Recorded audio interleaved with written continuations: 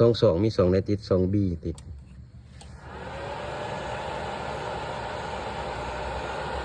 ตรงนี้เนาะหลังจากเขาเปลี่ยนบอร์ดใหม่แล้วเขาก็มาเบิ่งกันเนาะติดมิวบ่1 2 3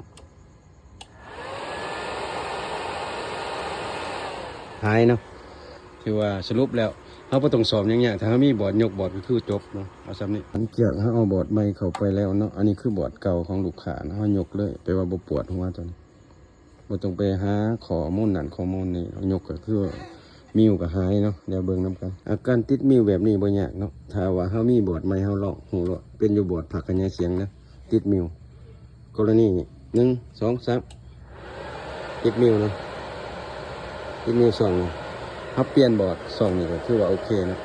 อันนี้เขาจะเปลี่ยนให้เบิ่งนะเปลี่ยนบอร์ดตัวนี้บอร์ดผักขยายนี่เนาะเปลี่ยนทดลองให้เบิ่งสบายดี FC ทุกคนมื้อนี้สั่งต้องสิมาบอกเคล็ดลับและบ่ลับถ้าเขามีต้นทุนน้อยหนึ่งก็บ่มีปัญหาคันบ่มีต้นทุนก็เจ็บหัวเนาะก็พวกแล็ปครบเพิ่นเนาะ1 2 3